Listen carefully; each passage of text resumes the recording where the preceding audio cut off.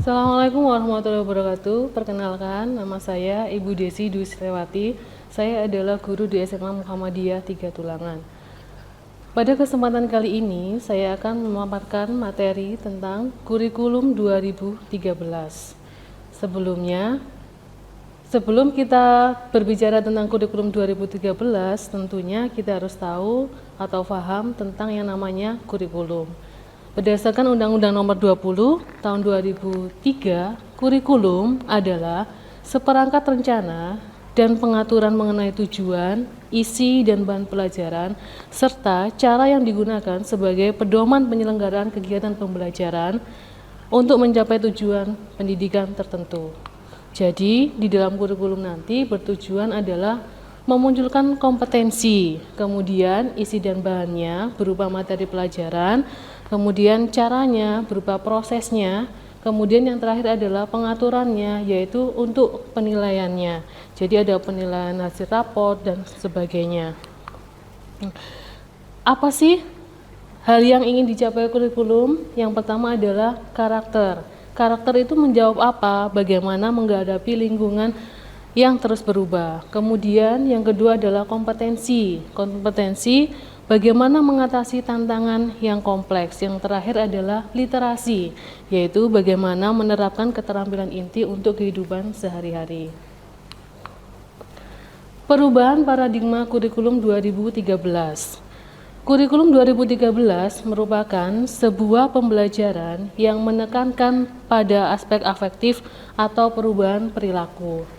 Kompetensi yang ingin dicapai adalah kompetensi yang berimbang antara sikap, pengetahuan, dan keterampilan di samping cara pembelajarannya yang holistik dan menyenangkan.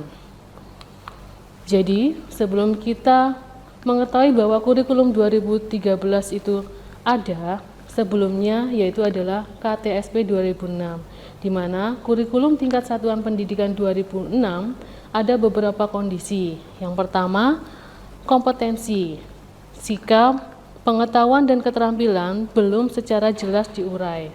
Kalau di 2013, kompetensi, sikap, pengetahuan dan keterampilan diurai menjadi kompetensi inti 1, kompetensi inti 2, kompetensi inti 3, dan kompetensi inti 4. Pada KTSP 2006, yang dominan adalah pada pengetahuannya. Aktivitas pembelajaran hanya berpaku pada pengetahuan. Sedangkan pada kurikulum 2013, perpaduan sikap, pengetahuan, dan keterampilan sudah diwujudkan. Kemudian, aktivitas pembelajarannya sudah terbagi menjadi 3 ranah, yaitu sikap, pengetahuan, dan keterampilan. Tesnya tidak hanya pada penilaian tes saja, tapi di situ ada observasi, portofolio, dan penilaian sikap. Kenapa kurikulum itu harus ada? Yang pertama adalah ketika kualitas karakter itu sudah terpenuhi, kemudian kompetensinya sudah ada, dan literasinya sudah terbentuk, maka keinginan kita di generasi emas di 2045 untuk generasi emas Indonesia adalah sudah terwujud. Yang pertama, kita bahas karakter. Jadi, di dalam karakter itu ada konfigurasi nilai antara sosial, kultural, dan psikologi. Yang pertama, ketika kita olah hati, yaitu hati kita yang berperan. Bisa jadi beriman dan bertakwa adalah contoh dari olah hati. Kemudian yang kedua, yaitu olah rasa atau karsa. Menurut perasaan, ramah, saling menghargai, toleran, peduli, itu adalah contoh dari olah karsa. Ada lagi yang namanya olah pikir, bagaimana kita berpikir dengan cerdas, kreatif, kritis, inovatif, dan sebagainya. Yang terakhir adalah olahraga, bagaimana kita hidup dengan bersih dan sehat, disiplin, sportif, dan lain sebagainya. Contoh karakter, yang pertama adalah religius. Jadi ketika nanti memulai pembelajaran, kita juga harus berdoa. Kemudian dilanjutkan oleh ngaji murni. Pada saat berakhir pembelajaran, kita juga akan berdoa. Kemana?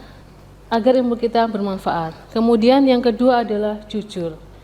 Pada saat kita melakukan tes ulangan harian atau PTS atau penilaian akhir semester, jadi kita harus jujur bahwa kerjaan itu adalah benar-benar kerjaan kita, tidak mencontek dengan yang lainnya.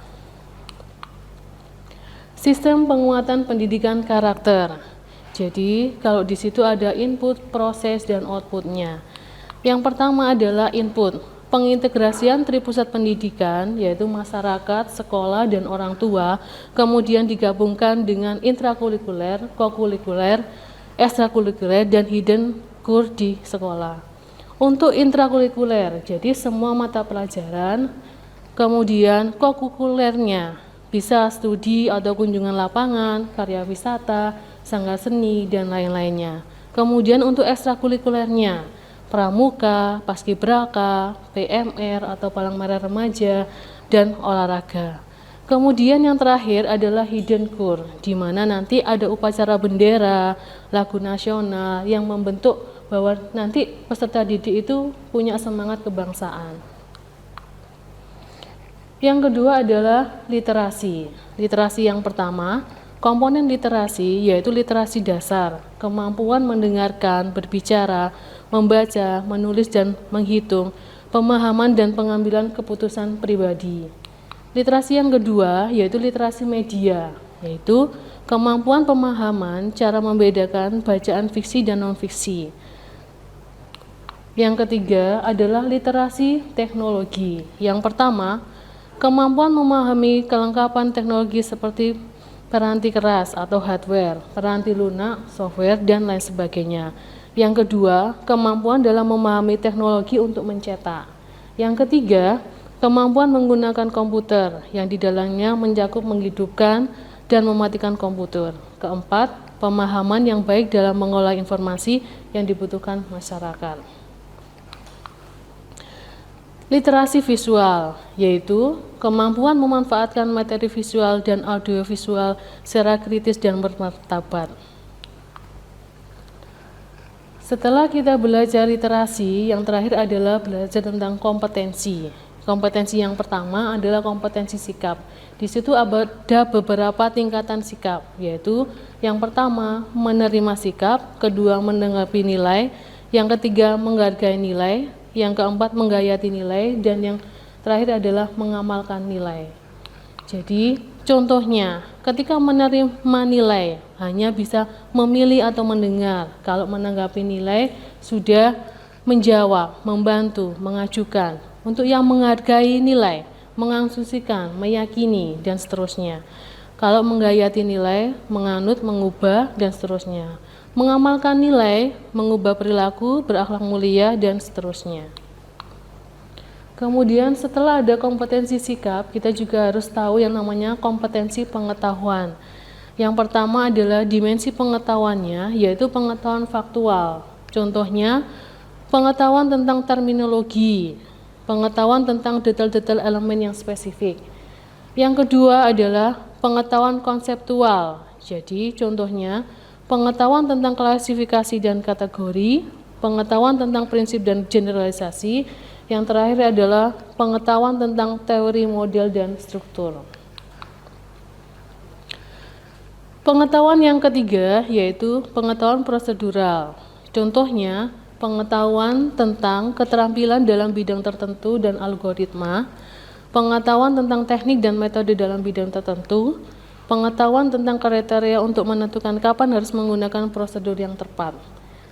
Yang keempat yaitu pengetahuan metakognitif. Yang pertama adalah pengetahuan strategis, yang kedua pengetahuan tentang tugas-tugas kognisi, yang terakhir adalah pengetahuan diri. Setelah kita tahu mengenai kompetensi sikap, kompetensi pengetahuan, yang terakhir adalah kompetensi keterampilan. Jadi, yang pertama adalah mengamati, perhatian pada waktu mengamati suatu objek atau membaca suatu tulisan. Yang kedua adalah mempertanyakan jenis, kualitas, dan jumlah pertanyaan yang diajukan peserta didik. Yang ketiga adalah mengumpulkan informasi atau mencoba jumlah dan kualitas sumber yang dikaji atau digunakan. Keempat yaitu menalar atau mengasosiasi, di mana pada saat proses menalar yaitu mengembangkan interpretasi, argumentasi, dan kesimpulan mengenai keterkaitan informasi dari dua fakta atau konsep. Yang terakhir adalah mengkomunikasikan, yaitu menyajikan hasil kajian dari mengamati sampai menalar dalam bentuk tulisan, grafis, multimedia, dan lain-lain. Dari kompetensi sikap pengetahuan dan keterampilan, kita bisa menyimpulkan. Jadi, untuk kompetensi sikap, kita berpacunya adalah pada quadwall, yaitu tahapan pertama menerima, kemudian merespon, kemudian menghargai, yang selanjutnya adalah menghayati, dan yang terakhir adalah mengamalkan. Untuk pengetahuannya, kita berpihaknya pada Bloom dan juga direvisi oleh Anderson. Yang pertama adalah mengingat, kemudian memahami, menerapkan, menganalisis, mengevaluasi, dan mencipta. Untuk keterampilannya, kita adalah condong pada DEF, di mana yang pertama adalah imitasi, kemudian manipulasi, presisi, artikulasi, dan terakhir adalah naturalisasi. Dalam kurikulum 2013 juga terdapat penilaian. Jadi kalau tadi kita sudah berbicara di depan mengenai KTSP 2006 di mana penilaiannya hanya berupa tes, pada kurikulum 2013 ini sudah terbagi menjadi 4 bagian. Yang pertama, KI1 atau kompetensi inti sikap spiritual. KI2, kompetensi inti sikap sosial. KI3, kompetensi inti pengetahuan. Dan KI4 adalah kompetensi inti keterampilan. Pada tiap materi pokok tertentu akan terdapat rumusan KD untuk masing-masing aspek kompetensi inti. Jadi pada suatu materi pokok tertentu akan muncul 4 KD sebagai berikut. Yang pertama, KD pada KI1 aspek sikap spiritual, kemudian KD pada KI2 aspek sikap sosial, KD pada KI3 aspek pengetahuan, dan KD pada KI4 yaitu aspek keterampilan. Jadi pada kurikulum 2013 revisi 2018 di situ terdapat perbedaan untuk penilaian KI1 dan KI2. Pada kurikulum revisi 2018 KI1 dan KI2 itu hanya diperuntukkan untuk mapel PPKN dan pendidikan agama Islam. Jadi mata pelajaran yang lain itu tidak ada penilaian untuk KI1 dan KI2. Nah, ciri dari kurikulum 2013 yaitu adalah penilaian otentik, di mana nanti ada penilaian sikap, ada pengetahuan, dan keterampilan. Nah, struktur kurikulum. Struktur kurikulum merupakan pengorganisasian kompetensi inti, kompetensi dasar, muatan pembelajaran, mata pelajaran, setiap satuan pendidikan dan program pendidikan. Jadi, pada satuan pendidikan menengah terdiri dari 4. Yang pertama adalah muatan umum, kemudian ada muatan peminatan akademik, yang ketiga adalah muatan peminatan kejuruan, dan yang terakhir adalah muatan pilihan lintas minat atau pendalaman minat. Jadi saya kira lulusan yang masuk di SMA tahun ini semuanya sudah memakai kurikulum 2013, tapi bedanya mungkin pada jenjang SMA itu terbagi menjadi beberapa. Yang pertama adalah kelompok wajib A. Jadi pada saat nanti ketika kalian sudah memilih peminatan di kelas 10, ada materi pokok wajib A di mana ada 6 mapel. Yang pertama adalah pendidikan agama dan budi pekerti yaitu 3 jam per minggunya. Pendidikan Pancasila dan kewarganegaraan 2 jam. Bahasa Indonesianya 4 jam, matematikanya adalah 4 jam, sejarah Indonesianya 2 jam, bahasa Inggrisnya 2 jam. Kelompok B, kelompok wajib B, yaitu seni budayanya 2 jam, pendidikan jasmani, olahraga dan kesehatannya 3 jam, prakarya dan kewirausahaannya 2 jam. Jadi untuk kelompok C peminatan, jika mata pelajaran akademik untuk SMA adalah 18, kemudian mata pelajaran peminatan akademik dan vokasinya 24, jumlah jam pelajaran yang harus ditempuh dalam per minggu minimal 42 jam. Mata pelajaran umum. Mata pelajaran umum kelompok A merupakan program kurikuler yang bertujuan mengembangkan kompetensi sikap, kompetensi pengetahuan, dan kompetensi keterampilan siswa sebagai dasar penguatan kemampuan dalam kehidupan bermasyarakat, berbangsa, dan bernegara. Mata pelajaran kelompok umum B merupakan program kurikuler yang bertujuan mengembangkan kompetensi sikap, kompetensi pengetahuan, dan kompetensi keterampilan siswa terkait lingkungan dalam bidang sosial, budaya, dan seni. Mata pelajaran peminatan akademik. Mata pelajaran peminatan akademik kelompok C merupakan program kurikuler yang bertujuan mengembangkan kompetensi sikap, kompetensi pengetahuan, dan kompetensi keterampilan peserta didik sesuai dengan minat, bakat, dan atau kemampuan akademik dalam sekelompok mata ujian keilmuan. Struktur kurikulum peminatan SMA.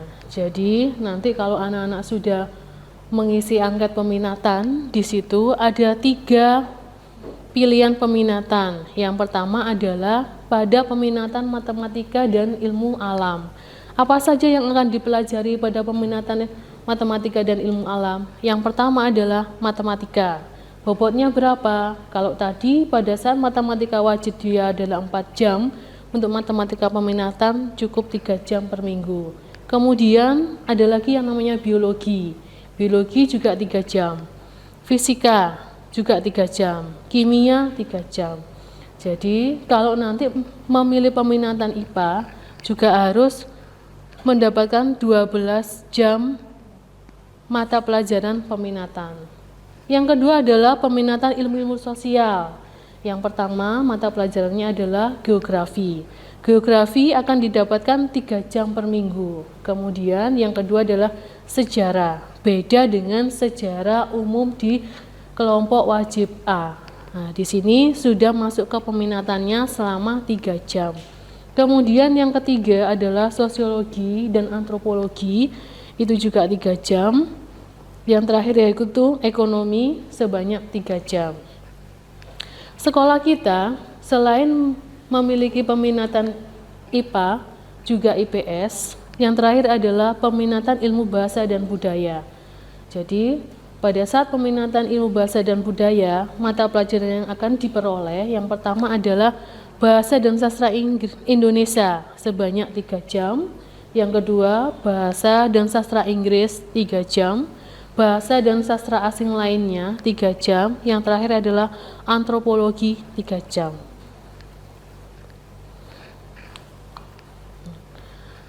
Peminatan adalah program kurikuler yang disediakan untuk mengakomodasi pilihan minat, bakat, dan atau kemampuan peserta didik dengan orientasi pemusatan, perluasan, dan pendalaman mata pelajaran atau muatan kejuruan. Peminatan akademik adalah program kurikuler yang disediakan untuk mengakomodasi pilihan minat, bakat, dan atau kemampuan akademik peserta didik dengan orientasi penguasaan kelompok mata pelajaran keilmuan. Konsep peminatan, jadi nanti kelompok peminatan dimulai pada awal masuk kelas 10. Peminatan tidak sama dengan penjurusan.